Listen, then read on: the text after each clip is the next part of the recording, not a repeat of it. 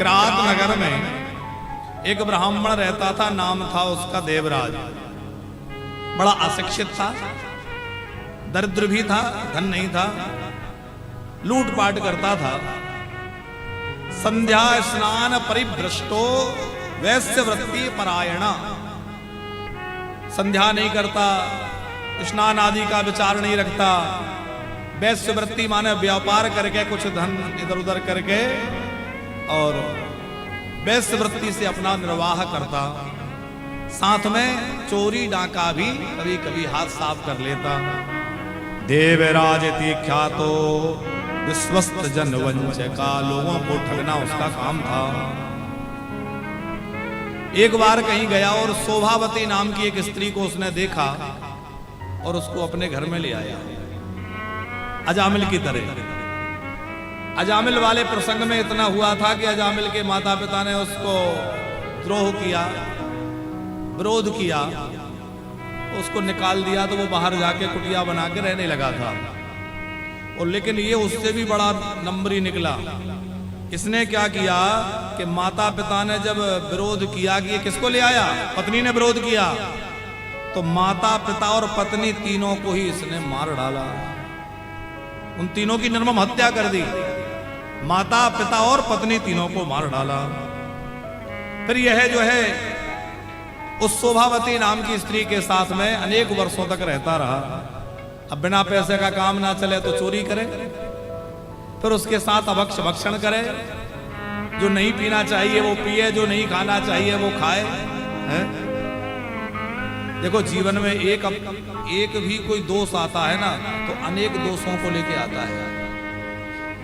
जीवन में एक अच्छाई आएगी तो वो कई अच्छाइयां ले आएगी, और जीवन में एक बुराई आएगी तो वो तमाम बुराइयों को ले आएगी। इसलिए सावधान रहें कि एक भी बुराई हमारे जीवन में आने ना पावे। जैसे कपड़े में एक दाग लग गया तो फिर और भी दाग लगते चले जाएंगे, और एक भी दाग नहीं है, थोड़ा सा भी दाग लगा हमने तुरंत धुलवा दिया, कपड़ा शुद्ध साफ बना रहेगा। अच्छा, सत्संग कितनी जल्दी प्रभाव करता है ये तो हम लोग आगे सुनेंगे, पर कुसंग कितनी जल्दी प्रभाव करता है इसको समझिए। कि एक नजर उसने उस शोभावती को देखा और कैसा माता पिता का द्रोही बन गया, इतना उसका जीवन नष्ट हो गया। एक बार कहीं जा रहा था, प्रतिष्ठान नाम के नगर में पहुंच गया और वहां जाकर के बीमार पड़ गया। अब बीमार पड़ गया तो किसी ने उसको आश्रय नहीं दिया, और जिसको कहीं आश्रय ना मिले वो कोई आश्रम मंदिर यही ठिकाने देखता है। कहीं शिवालय था, शिवालय के किनारे जाके पड़ गया। अब वहां कोई भोज भंडारा मंदिरों में आश्रमों में चलता ही है, और कोई भोज भंडारे में जो प्रसाद मिल जाता उसी को पा करके पड़ा रहता। संयोग से श्रावण का महीना था, जैसे अभी श्रावण चल रहा है, और शिव महापुराण की कथा चल रही थी। तो श्रावण के महीने में पूरा एक महीना वो वहीं पड़ा रहा बीमारी की हालत में, और शिव महापुराण की कथा, पहले तो उसको बहुत बुरा लगता था कथा सुनने में, तो कान बंद कर लेता था कि ये पूरा पता नहीं क्या क्या कहते रहते हैं, लेकिन शब्द तो जाते ही हैं।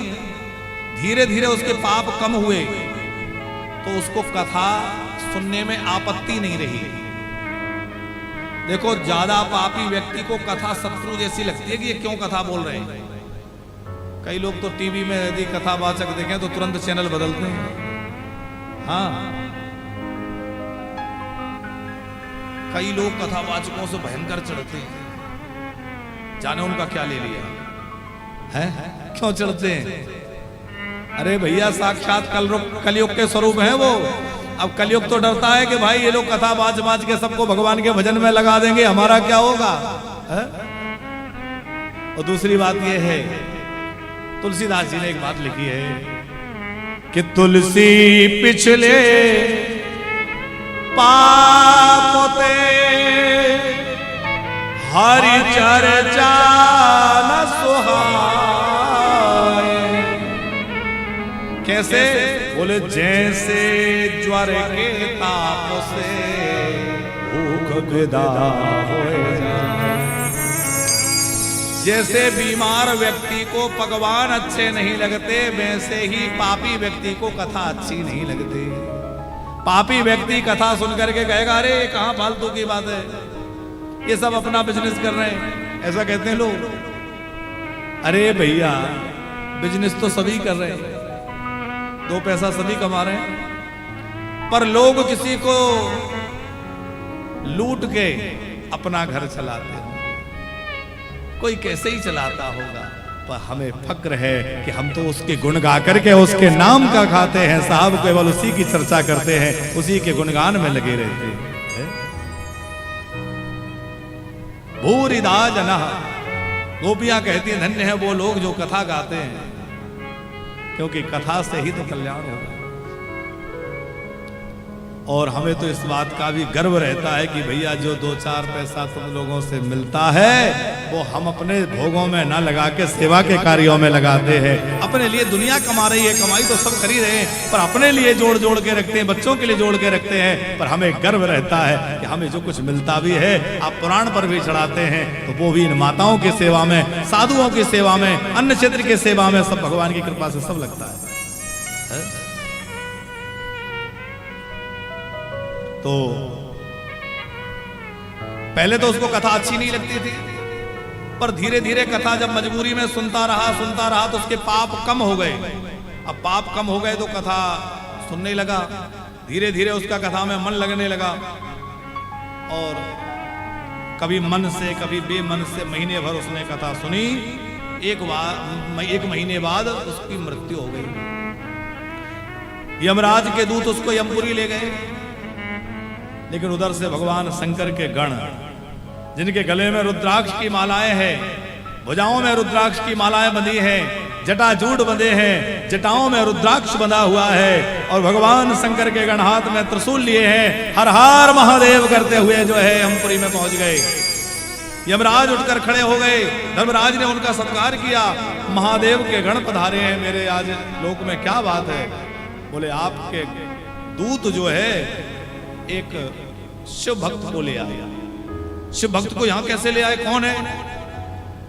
सारी बात पता चली, अरे तो पापी है। बोले पापी है नहीं था, पर इसने 1 माह शिव महापुराण सुना है, चाहे जैसे सुना हो, पर 1 महीना शिव पुराण सुना तो अब ये पूरी तरह पाप मुक्त हो गया, शुद्ध हो गया।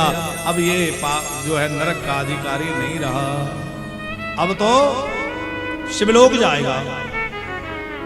शिवगण जो है उसको अपने साथ में बड़े धूमधाम से शिवलोक ले आए, और शिवलोक में लाकर के भगवान शंकर के दूत बना दिया। सूत जी महाराज कह रहे हैं, मात्र पितृ बधु हंता वैश्यागामी च मद्यपा देवराजो दुजस्त्र गत्वा मुक्तो भवच्छना।